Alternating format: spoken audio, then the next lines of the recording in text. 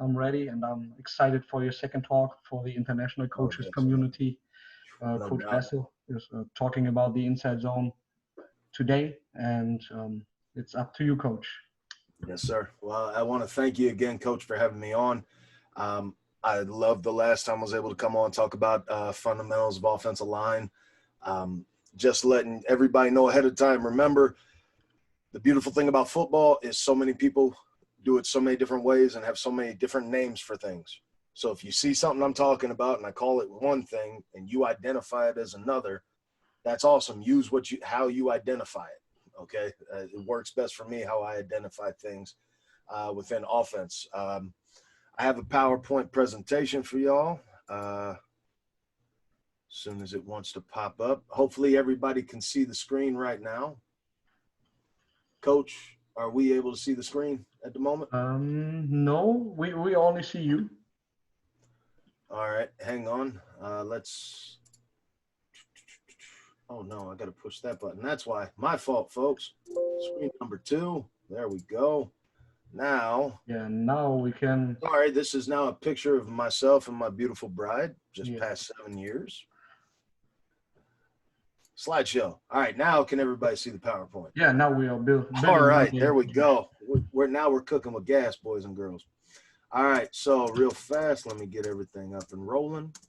All right, so as Coach said, my name is Michael Vassil. Currently, I'm the offensive line coach at Becker College.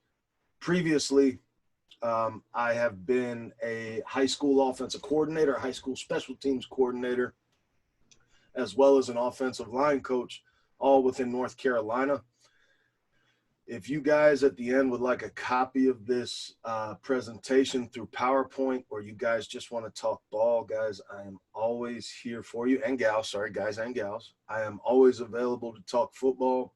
The best 2 ways to reach out to me is via email at vassilma57@gmail.com, as well as my Twitter, where Coach found me, which is at Coach Vassil. Today, we're going to talk about our offensive mindset, how I build offenses, as well as we're going to talk about my inside zone progression. Again, fair warning for true zone enthusiasts and true gap scheme enthusiasts.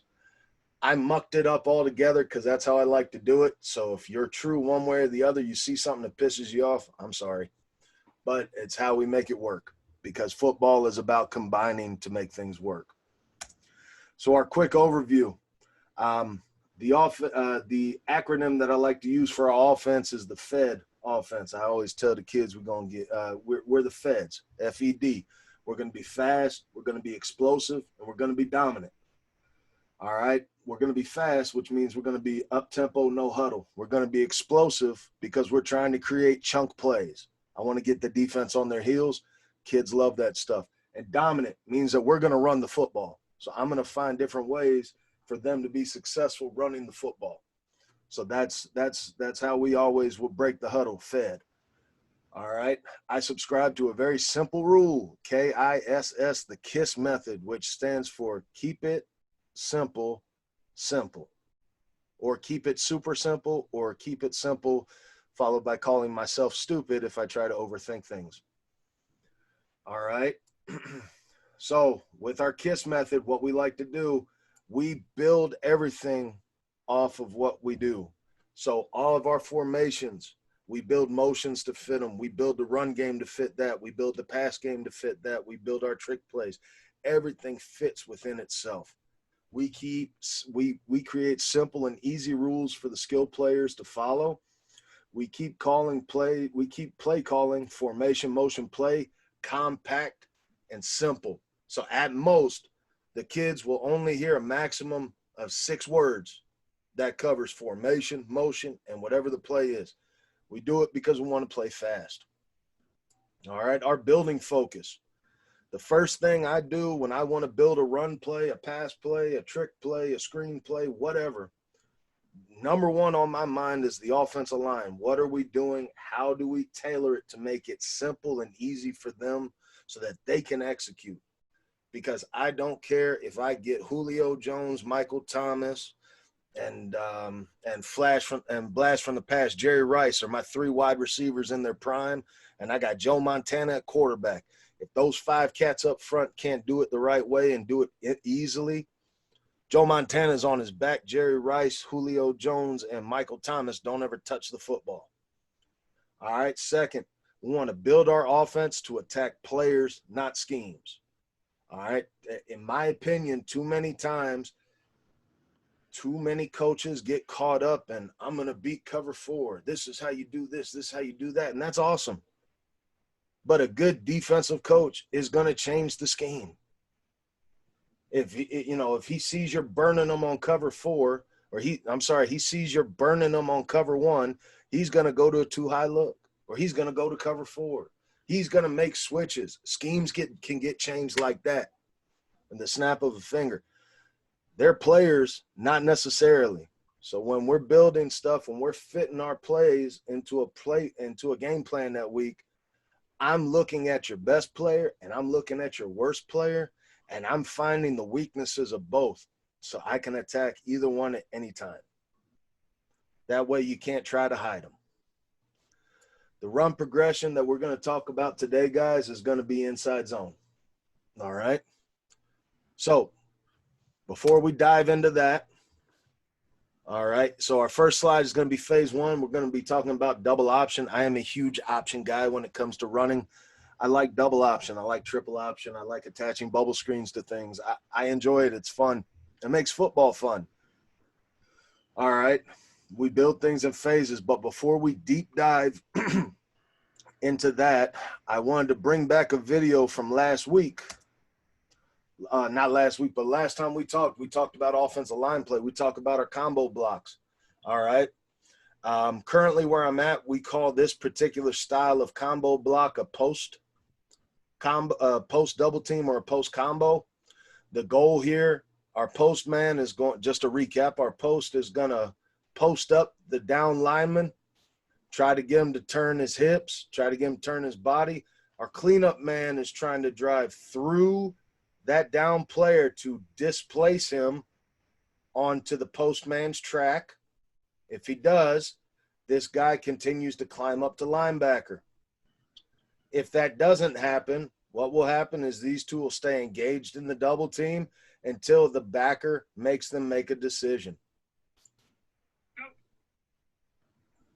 All right, nice and smooth displacement. The reason I like teaching this style of double team is I've faced a lot of defensive lines, a lot of defensive coordinators that because I like option, they like twisting and stunting people. And this is why I like it, because as this guy twists one way or another, we can still pick it up with relative ease. And we're right where we want to be. So just a recap of that, that is a big piece of the offensive line play for my inside zone. Yes, the linemen do technically have play side gap on zone for our pure zone enthusiasts. But also for our gap scheme enthusiasts, I want double teams. I want to displace. I want that running back to make a cut, as we talk about here shortly. I want that running back making his cut at our line of scrimmage. I don't want him to have to cut behind the line of scrimmage.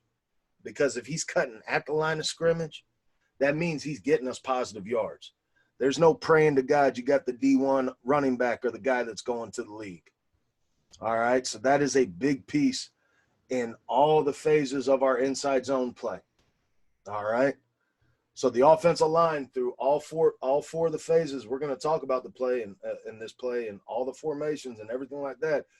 The O-line is looking for double teams. And if we don't got a double team, we are play side gap responsibility. All right.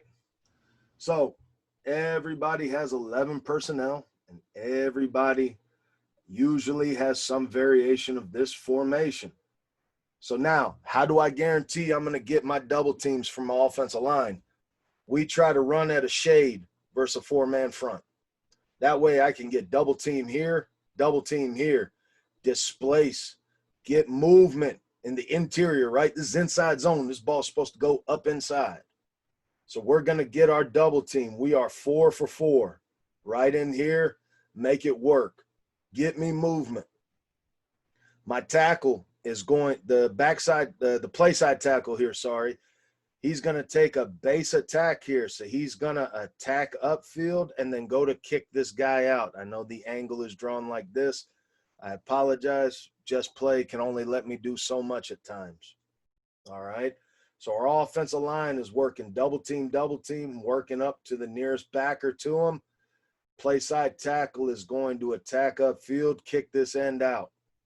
All right. I will get to questions in 1 second, guys. I do promise. Now, your tight end, right here is attached. In other formations, he could be a sniffer or a wingback. He is going to best release this read defender, okay? So versus a head up or inside shade, I teach that tight end arc outside release.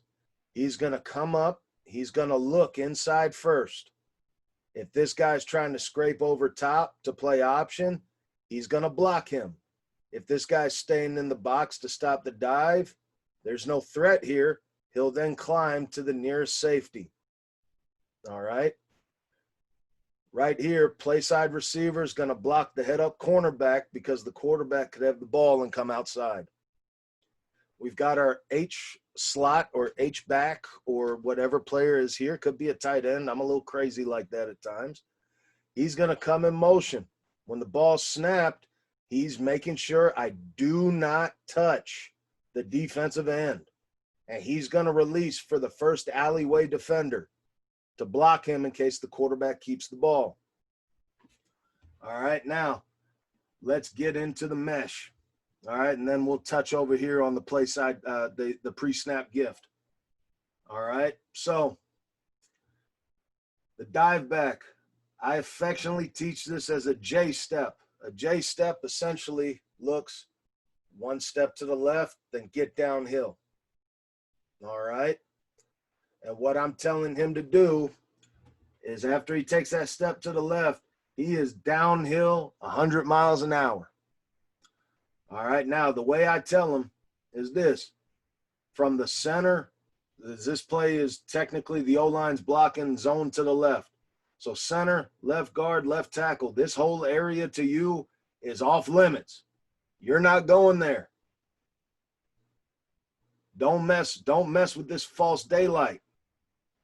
You're looking backside A to backside B to backside C. And what you do is going to be based off the butt of this guard. If this butt stays square on the line of scrimmage working vertically, you're going to work into the A gap. Get me what you can get me, and we'll reload and go again. But if his butt turns to the right, you're looking to cut back to the right. So it goes B to C. Now, why would this butt get turned? Well, if my tackle, my cleanup man on this double team executes correctly, this defensive tackle will be displaced into the A gap.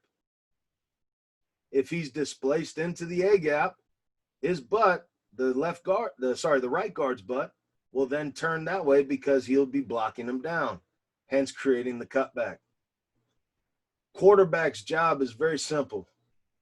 This read, we make it super simple for him. All right? This super simple read is easy to go.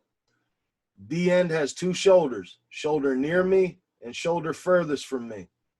If that far shoulder commits to my dive back, so in other words, that D end completely turns himself to go commit to trying to tackle that dive running back, quarterback will pull the ball, run, get what he can get, and get down. If this guy does not commit that far shoulder, I'm going to put my money on my dive back full speed downhill, beating an arm tackle from a defensive end. And if I'm wrong, I've got to find a new dive back, or we got to run a different play. That's all. These things happen. We have adjustments for it. Now, pre-snap gift, this takes some time to fully understand. For us, what we do is we base it off the safeties in the sky. So a one high safety, we tell the pre-snap gift, your throw is sometimes it's a hitch, sometimes it's a now where it's just turn as soon as the ball snapped to catch it, whatever it is. And we tell the quarterback how far the cornerback has to be off the ball in order to throw that now screen.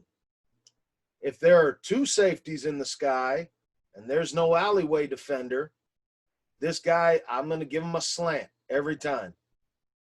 And I'm going to tell my quarterback, you throw that slant till it goes out of style, because I want to get you to have to spread out with me.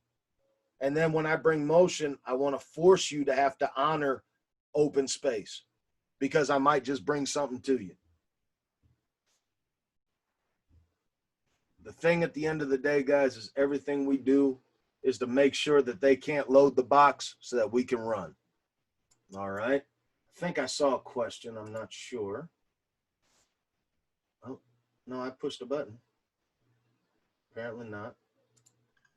I can't see the chat. Is there a question, guys? Yes, it's a question. Coach asked, isn't that your inside zone scheme? Isn't that more of a duo run than an inside zone scheme? Indeed, and many people have identified that more as duo. There are plenty of people that will argue with me. Like I said, I have never been hung up on names. I treat it as inside zone because at the end of the day, if you guys were to line up a team that does nothing but slant and stunt, my guys then have to honor the play side gap responsibility of zone, where it would have to be zone blocking. Like true, everybody gets play side gap with no help. Same thing. If you lined up a bear front, more than likely I wouldn't get to work double teams against this. We'd have to block zone. Again, like I said, for me, I do not fully subscribe to it has to be called this, because again, for me, it makes more sense for me to call this inside zone or inside veer.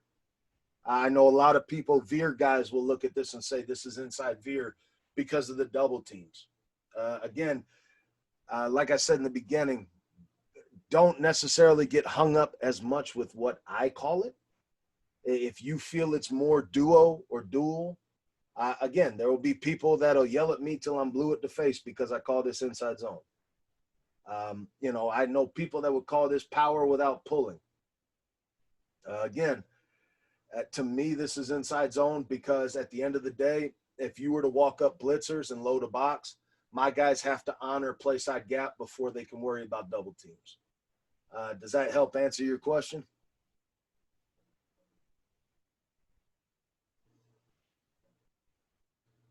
Yes, Coach. Awesome.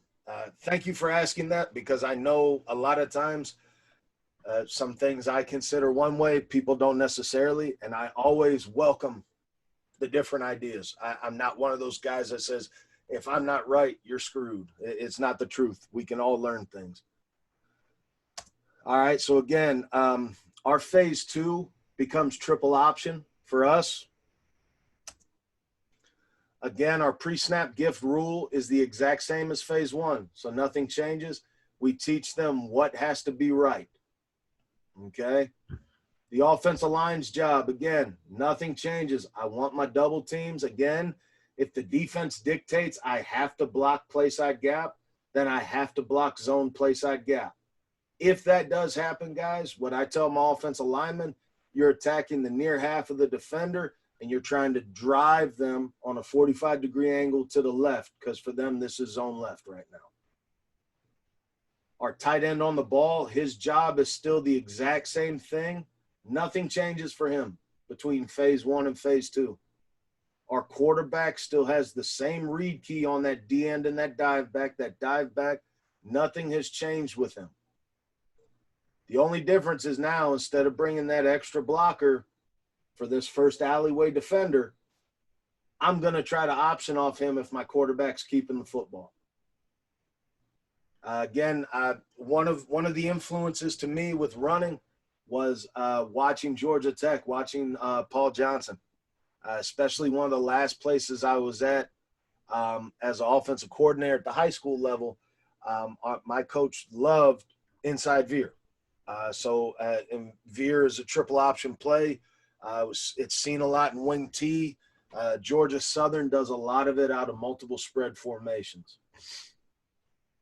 All right. But again, we use different motions, different ways to look at it, different ideas, concepts, things of that nature. All right. But again, the quarterback's read on that down lineman is the same. That outside shoulder has to commit for me to pull the ball. If it commits, I pull the ball. I'm working off number 2. Now, if he commits to me, I pitch the ball. If he's trying to play the difference or going after the dot or going off the option man, I'm going to keep the ball, get what I can get, and get down. A lot of teams, if you run triple option, they teach dive man, quarterback, free safety is usually the option man. Or they go dive, he scrapes over top for quarterback, and he's got option. That's why this Y is crucial. That's why him checking inside first to make sure this front side backer isn't scraping over is huge, because now you've taken away some of the defense's leverage. Now you take away what they've been working on all week on how to stop triple option, because this guy, especially in a down and scrape defensive scheme, is huge how they rely on stopping triple, because it normally looks like slant, and then he crosses over to take QB. So having this guy to throw a wrench into the works is huge. Again, play side receiver is going to block the head up man. If your guy cannot block very good, but he can sell the heck out of a go route, tell him to run a go route. Be the same thing, running him off before that guy notices what's happening. All right. Do we have any, just checking real fast, see if we got any other questions right now? None? All right. No questions, coach. Sweet. All right. The third phase of the run game for me is always a play action pass. All right. And a lot of times what I'll do is I will attempt to mirror that play action pass as close to my triple option play as I can, because I want these guys to be like, oh crap, here comes triple option. Let's sell out for the run so we can get one of those big chunk plays we talk about. All right. So offensive line, we're still going to have a double team here on that nose, and we're going to work to that same linebacker. My dive guy is in charge of the other linebacker inside the box.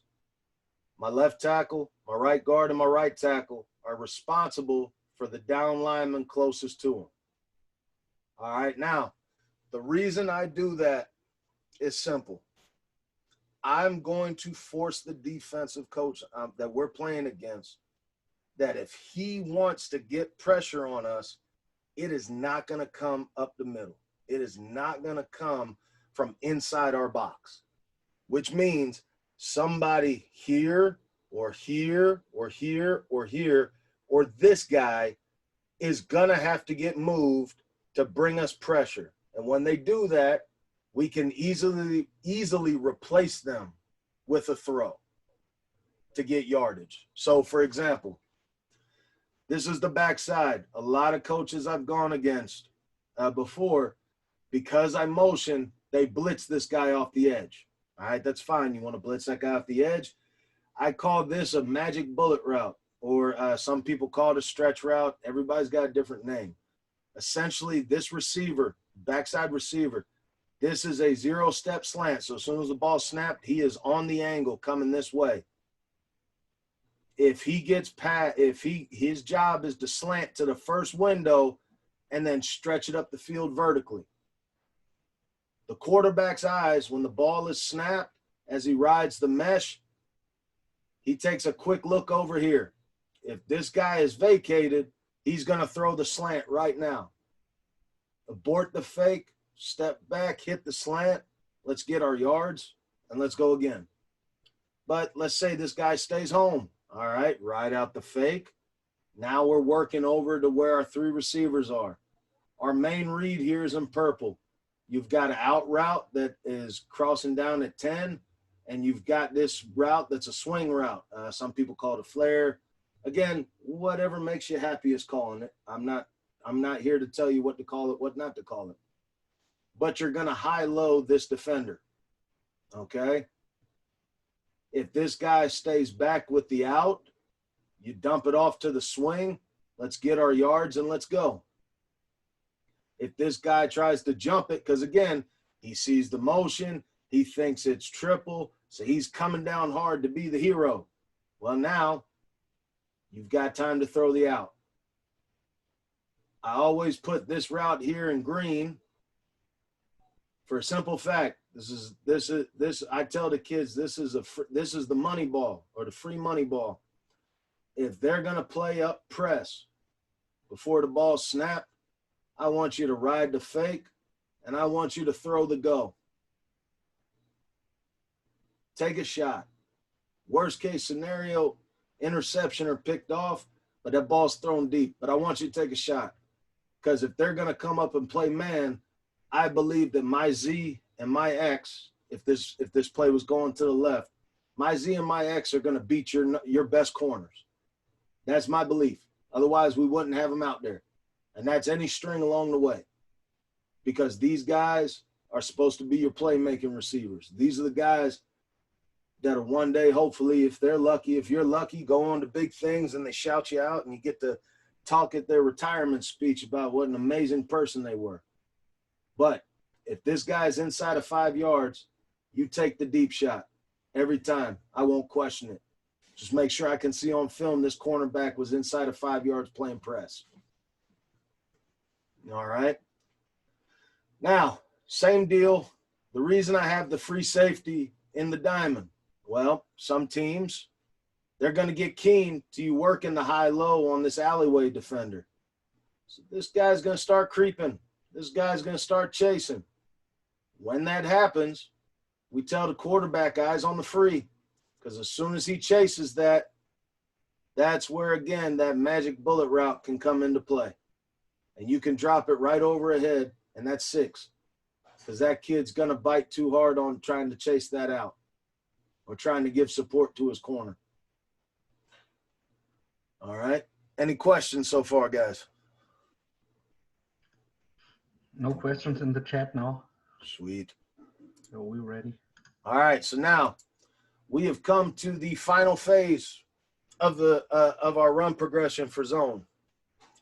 All right. This is where we start adding the new elements of RPO into it. There are different ways to RPO this, guys. So I have two slides here. Same formation, just 2 different ways to brand it, 2 different ways to do it.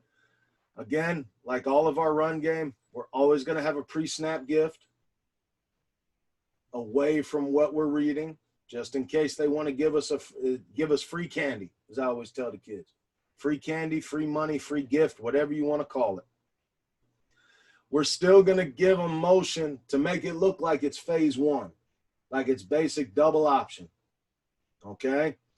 Here, we're going to slip this H-back, tight end, whatever position he is, into the flat. So now, if this guy's back outside shoulder commits to the running back, the quarterback's going to pull it and throw. Now, I'm going to tell you, in this particular formation, if you know your tight end is not a guy that can necessarily get to this block, then this personally might not be the best option for you to use this style of RPO. For me, I like it because it's essentially a screen. Kansas City Chiefs and Kelsey. It's not Jason. It's anyways, the tight end for the Chiefs, Kelsey. Travis Kelsey. Yeah, Travis. Thank you. I always remember his brother because his brother's the O-line, is the center for the Eagles. So Travis Kelsey, they have an RPO built for him where they get the tight end guy into the flat, and it's really just a modified bubble screen. They just have him run a flat. That's where I got the idea for this style of RPO. But again, if this guy can't do it, then don't put him in that position. All right? Nothing changes for the O-line again, guys. We're still play side gap, looking for our double teams working up, making it more of a duo, as one of the coaches in the chat brought up, very much like duo if possible. But again, if the defense is forcing us to block zone gap, block our play side gap, then again, that's why I consider it more inside zone. Again, I'm not perfect. I can be wrong. That's okay. However people call things is how they call them. Because again, at the end of the day, what works for me doesn't always work for you. And I'm never going to tell anybody that they're wrong on how, especially on how they want to identify things, because that becomes semantics, almost religiously semantic. And you never win an argument on semantics. At least I don't. I know that for a fact. All right. So again, if you've got this position, this guy at this position and get to that block, then you can do this. The first time I ever saw something similar to this, Alabama was running this with Blake Sims at quarterback. And I mean, it was a killer down in the red zone. And Calvin Ridley, was it Calvin Ridley? It was, it was Amari Cooper, and then it was Calvin Ridley. That would be the motion man receiver coming in to catch this thing down by the goal line. Now, again, like I said, we have a different version of it too. Let's say your tight end cannot get that guy. You can send him straight up on the seam right now. Have this guy run a swing, a flat, whatever you want. Now it becomes read the outside shoulder. If it commits, find him. If he's chasing the seam, throw it to the H. If he's crashing down on the H, Y pop, H pop, whatever you call your tight end, throw the ball to the tight end. Pre-snap gift concept doesn't change. O-line's blocking doesn't change. The Z doesn't change. One thing you guys be able to see throughout this entire thing is the bulk work does not change. The O-lineman's rules do not change. The only time they change for the O-line is in pass. And that's just because we can't go downfield. But phase 1, phase 2, and now phase 4, and no matter how you dress up your RPO, the offensive line's job's the exact same. All right. Now, myself, I like to give run game names. I like to use NFL teams for the run game. So when I structure the play call, we find the NFL team that can help the kids best remember that I want this to be inside zone or inside veer or duo. So, let's say we called this play duo. I'd probably call it Detroit for duo, D for duo, Detroit left, Detroit if we want it to the right, or Detroit left or Detroit west or something like that if we wanted to go to the left. That way the offensive line knew, okay, I need Detroit. And then we build little tags. That way the skill guys know, okay, is this double option for just the quarterback? We might call that spy, or, we might call that read, or we'll call it book because, kids are supposed to read books. If we want it to be triple option, again, we find a tag, we find a word that begins with the letter T that can be a tag that gets added on to Detroit or Detroit left or Detroit west. That way the O-line knows, okay, I've got to block duo. Again, for me, I call it inside zone, which again, if I'm wrong, I'm wrong, and I'll take that backlash. But, for me, I'd call it Indy because, all right, we're inside zone. We're inside Indianapolis. So it's Indianapolis or Indianapolis West or, again, however you tag it. And then that little tag word that tells the skill guys, okay, here's an RPO, or right here I want double option, or right here I want triple option. And then again, same thing. We find a word for the pass game. That way the skill guys know, okay, these are the routes you're running, but then the offensive line also knows that password. So if they hear the pass tag, okay, I can't go downfield, so now we got a pass block. Quarterback knows to ride his fake and then go for his reads. Again, it is a process of building. It takes a little bit of time on your end. The best ways I've ever been able to accomplish it, I usually do it with the kids. And I feed a lot off of them and ask them, okay, does this make sense to you? Because the one thing I found, guys, no matter what you run, what you call it, if your kids cannot make the connection up here in their head, they're not going to be able to fully execute. And if they can't fully execute, what do you got? You got nothing. All right. So that's, guys, that is what I have for you on the zone progression stuff. Oh, there's the chat. It was hiding behind everything else. All right. So another thing, guys, I have for y'all today is I told Coach that I do have some video clips from where I actually keep my own personal playbook. All right. Again, broken down a little bit from the old, from the last place I was an OC where it was more traditional triple option. But I know there's some people that don't necessarily like option. So we do have some traditional zone here. Let me make that full screen for y'all. All right. So right here, this is zone kicking out the end. Again, some people call this power no pull. Some people call this duo.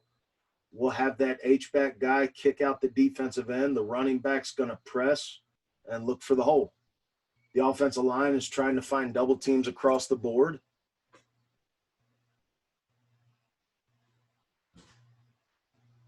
And like I said, guys, it's finding ways to get movement. Running back lost his shoe there.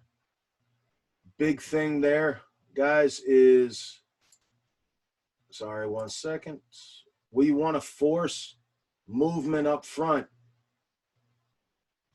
All right, that is a big piece. Now, on that one in particular, we didn't get a lot of great movement, but we weren't in a hurry to get to the second level.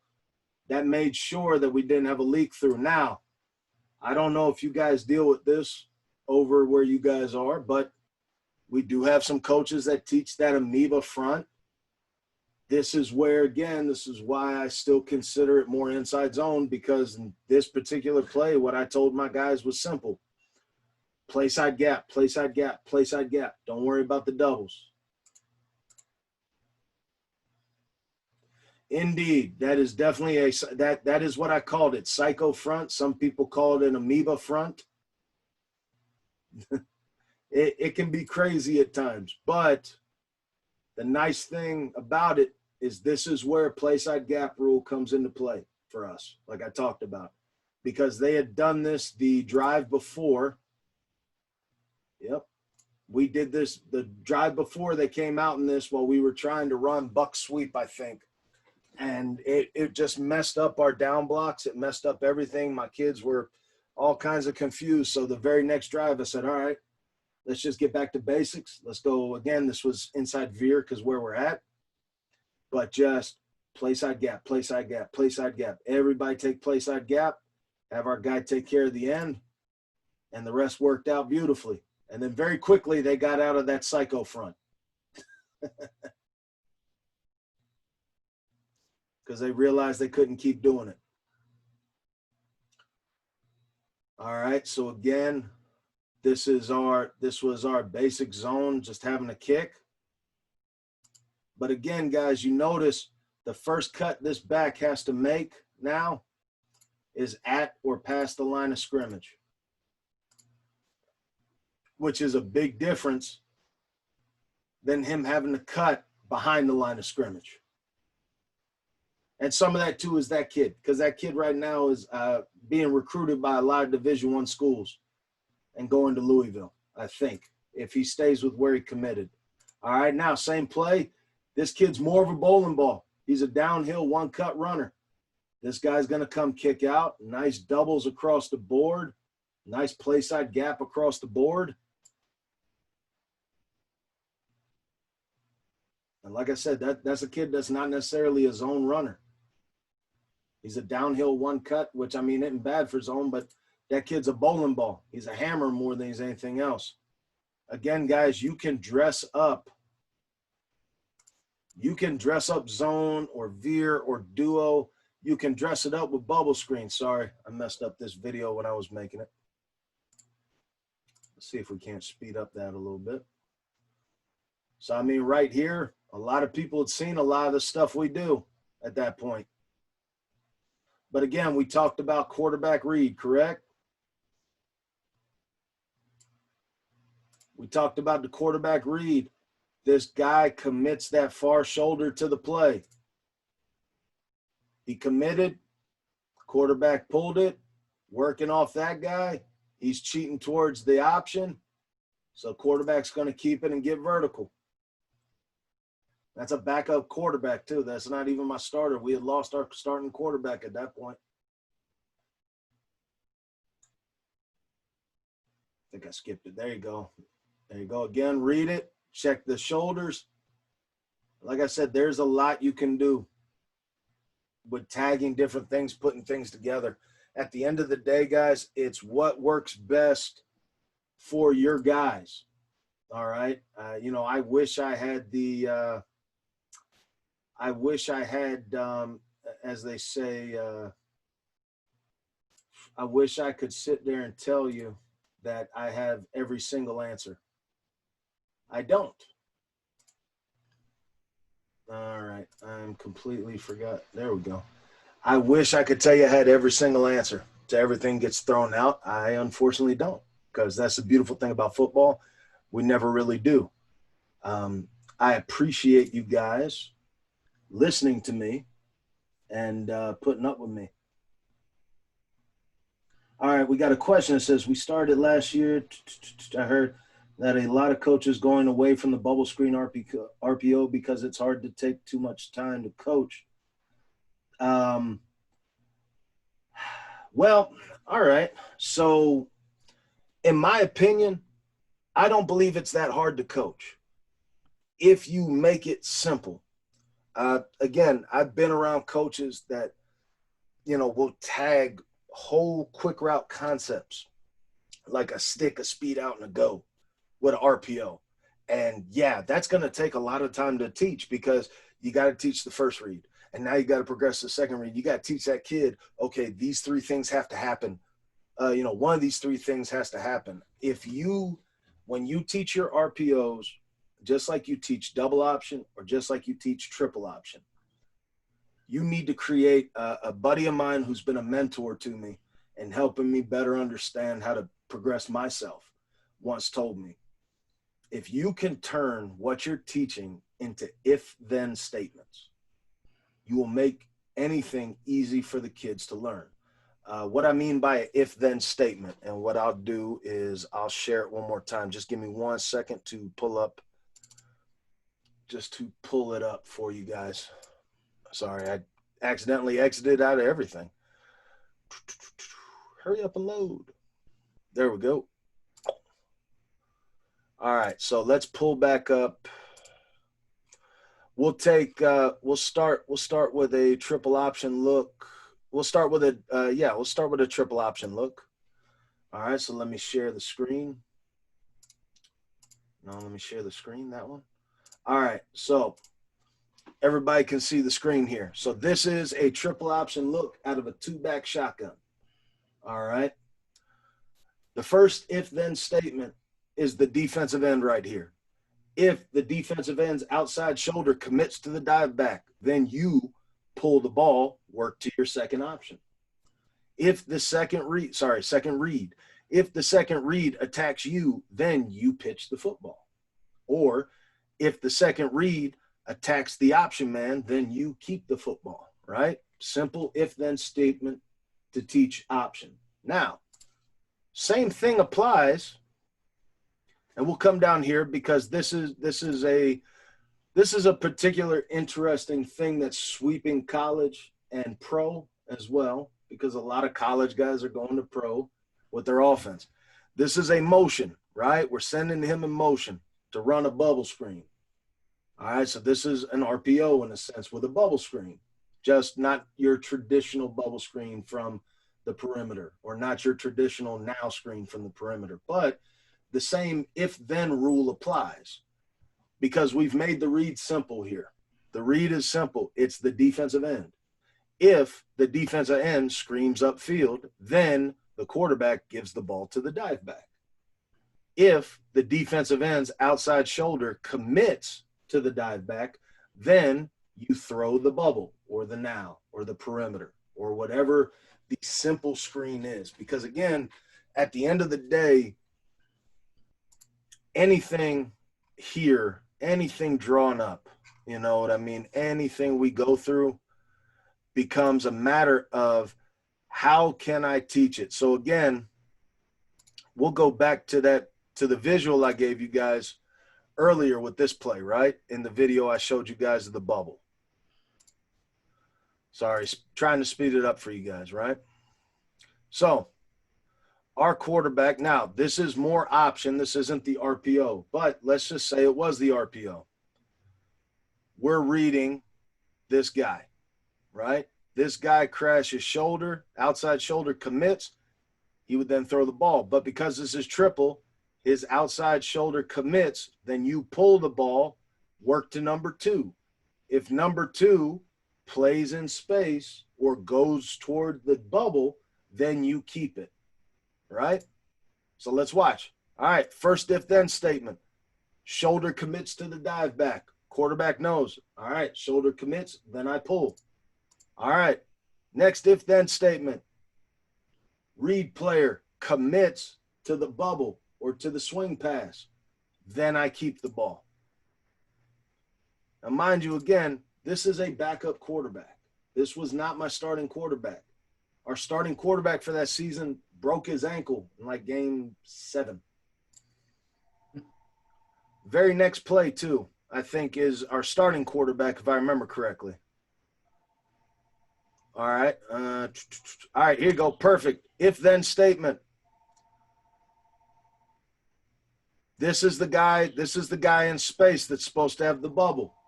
If this guy comes down for the run, then you throw the bubble. If he doesn't, we give. All right. If this was an RPO, that is the read at this point. Well, sorry. No, I'm sorry. The RPO, if this guy commits to the run, you throw the bubble. We got to arc. We got to get to our blocks. DN commits. Notice. Quarterback, as he takes the snap, his eyes are on this guy. Notice the quarterback already sees this guy committing to the dive, right?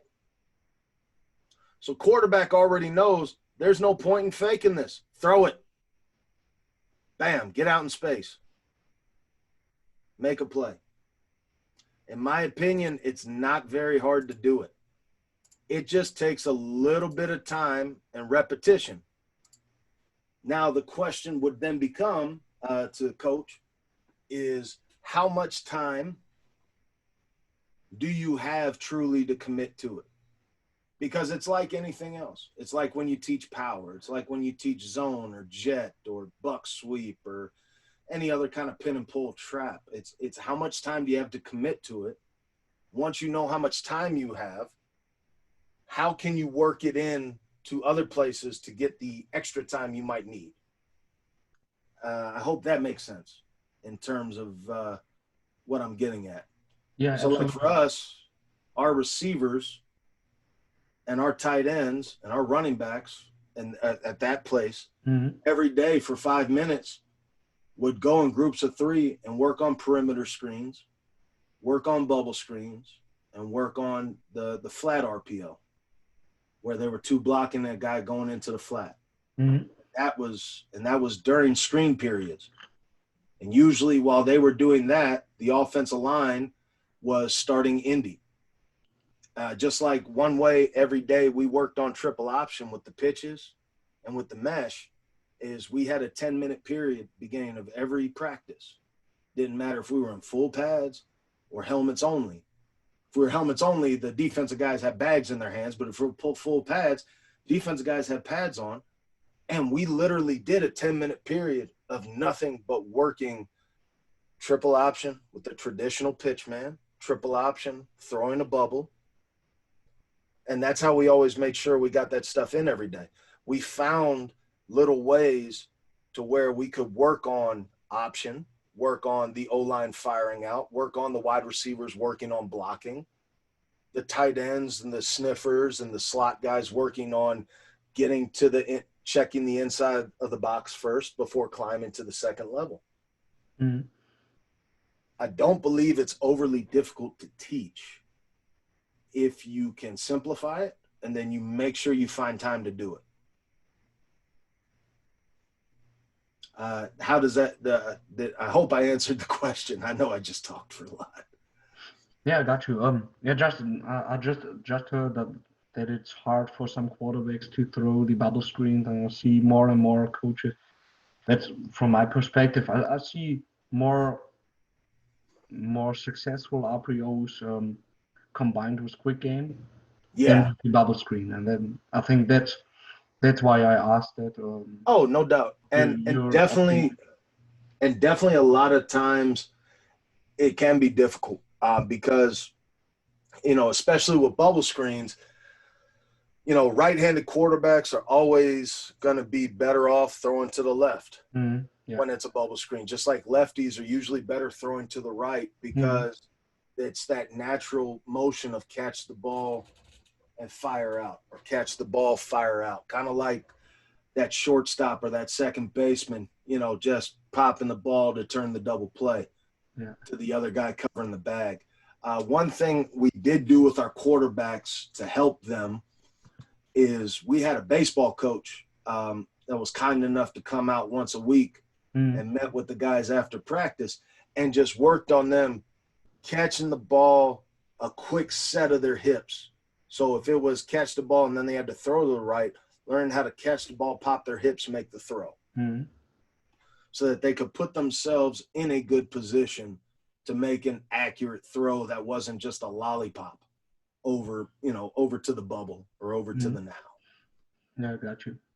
And again, it's tough because your kids might not necessarily have that time, especially I know with a lot of y'all's teams, a lot of those kids are traveling from all over the place. But I will say, and I think I have video of it. Give me 1 second. Yeah. So let me pause that real fast. So this right here, guys, it's a quick video. It's actually of our bubble screen stuff. So there you go, Coach. You're getting a little extra today from me. Getting a little extra. And yep, everybody's going to know that I need to update my virus software, which is always fun. All right, so right here, again, this first guy, he's lefty. So throwing to his right now is a lot easier for him. I still don't like that throw to this day. But again, that's something that every day they had to work on. Every day we worked on screens because the screen game was a big part of our offense, and that's why it was easy. But right here, that's lefty. That's left throwing to the left. You notice how he has to sit there and pop his hips? That's something we worked on every day in practice. Once a week when the baseball coach came to help the kids learn how to get the footwork right so he can make a good throw to his left. Because that's not an easy thing for a lefty to do, throw back to his left. Again, this is a right-handed guy. Oh, this screen was so fun when it was completed. But there you go, right-handed quarterback, feet set, good ball. Just got to catch. Again, you got a lefty able to set his feet and go. But again, it comes down to just doing little things every day and finding time to do it. Because, we have a finite amount of time we're allowed to work in. But, like I said, the nice thing about kids, they always want to get better. And those kids that want to get better, they're going to find a way to make it happen. You just got to make sure as a coach, you can provide those resources as allowed and as necessary. Yeah, I got you, Coach. That's great. But I think for our team, we work a lot on quick game and don't do much periods on bubble screen. And maybe that's the reason why I never saw our team throwing the bubble screen on RPO.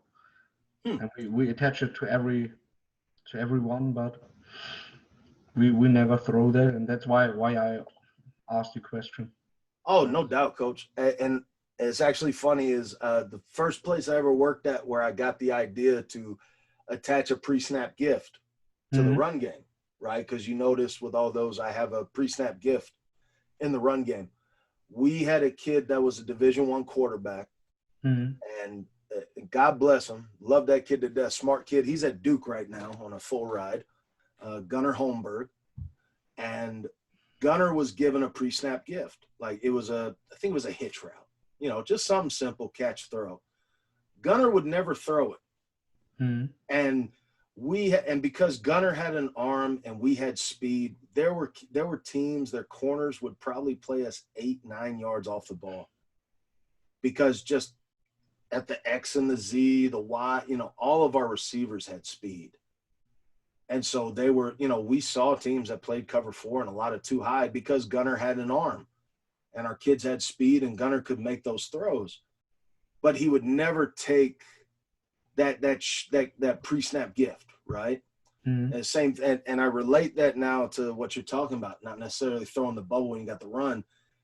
It's a confidence thing. The kids just, they grow into that confidence. Just let them grow into it. Don't necessarily not call it, because, one day, the kid just might be nervous that if he makes the wrong decision when to throw the ball, and like say he makes a wrong decision, throws it when he should have given it off, he's afraid he's going to let everybody down. And I think, and to this day, I'm convinced that's the deal with Gunnar, because he didn't want to let the team down by making a bad decision when to throw the ball and it was incomplete, or, something bad happened. So it, and that digs into its own topic, which is just, we have to be okay with our kids making mistakes at times, because too often, I'm not saying you do it, Coach. I'm not saying nobody that's watching this does it. And, I've been a guilty party of it when I was younger, because I was younger and stupid and thought everything was rah, yell as loud as I can. But kids got to know it's okay to make a mistake, especially in this game, because we never grow. You look at kids, some of the best kids in this game aren't necessarily the kids that come from dynasty programs that haven't lost in 20 years. Some of the best kids are kids that, come from a place where, hey, they might have had one good run when they were in high school. Because we learn more in defeat than we ever learn in victory. Because too many times when we win, we might have made 10 million mistakes, but we haven't learned that we've got to correct that mistake.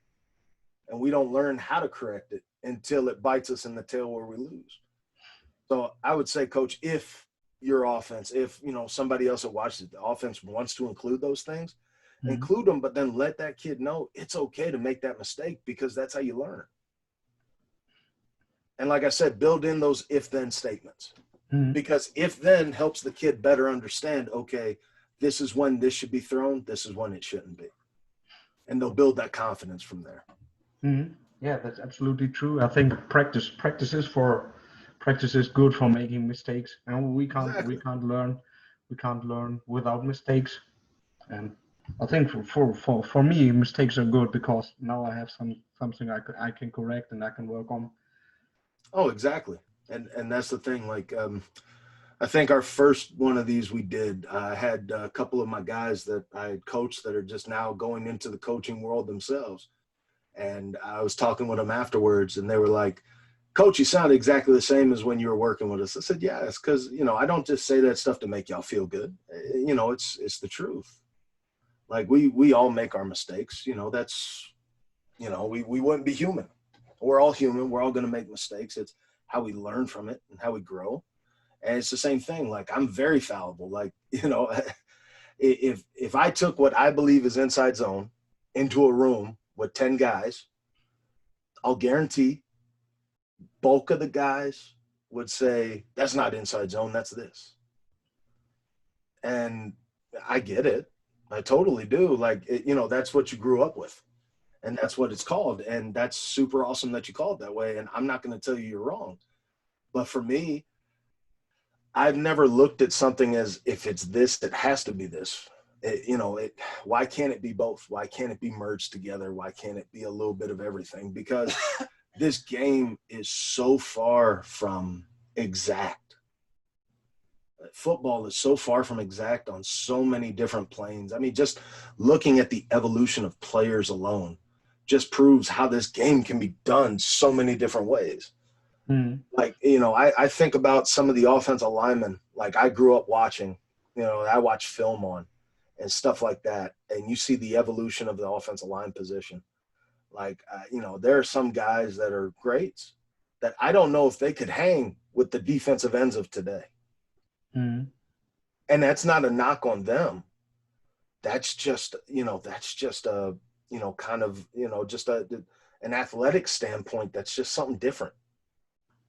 DNs aren't built the same anymore that they were back then. I think there's still some guys that would stand the test of time, like Larry Allen would stand the test of time. I mean, that dude was a freak of nature as an offensive lineman. I think LaCharles Bentley is another guy that is a freak of nature. Guys like that I think would stand the test of time. But there are also some guys that are greats that, in today's game, maybe not. Again, maybe they did. But I mean, again, I say all that to say, at the end of the day, this game constantly evolves and constantly changes. And to think that something has to be this name always is, to me, is ludicrous, because it takes a little bit of everything. And some of the best coaches out there, especially coordinators, guys that create run games and pass games, you don't see one straight system. You see a mixture and a hodgepodge of different things that get put together. And that's the approach I take to it. So. Yeah, that's great, Coach. I think it's all about how you can teach the different plays you put together into one system and one playbook. Oh yeah. Coach, one last thing before we roll. I got to make indeed, Coach STS. One more shameless plug I'm going to make. It's actually, I kind of forgot to on the last one.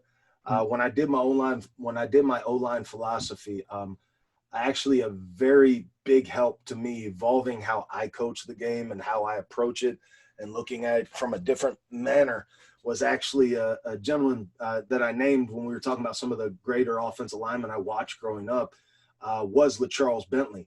He runs OLP, which I know it's made its way over to Europe. He's done some clinics and stuff over there. Yeah. Him and his guy, LaCharles Bentley, and the guys at OLP, CJ Davis, all those guys are just at the cutting edge of it, man. Just the way they have, to steal a horrible phrase, reinvented the wheel, if you will, just looking at the biomechanical and the physiological approaches and the mental approach too, to playing the position of offensive line. Like, the stuff they put out there is just huge, and it's helped me as an offensive line coach. And like I said, it's also helped me then kind of look back and try to reevaluate other things and how I build and I mold teaching the other positions how to block. So, I mean, it's something that if you guys are ever trying to improve your knowledge of offensive line, improve how you teach your guys, the guys at OLP are definitely the first guys to go to, because the knowledge they know more than probably what I'll learn in about 2 lifetimes. I just do my best to try to learn from them, take some stuff from them, and then try to fit it to how I can teach it best. Because again, we all teach different, we all learn different. And at the end of the day, that's the name of the game. For us, because we're educators. Football coaches are educators. At the end of the day, the bulk of us actually teach, but even if you're not a teacher and you coach football, you're still an educator. Yeah, absolutely. Both of the game of football and of the game of life. Yeah. So, yeah. Like we talked in the beginning, Coach. Indeed.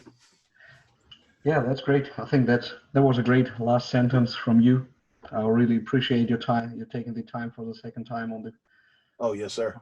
Coach, as always, I enjoy being on. You can always ask me. I'll find new stuff to talk about. I promise.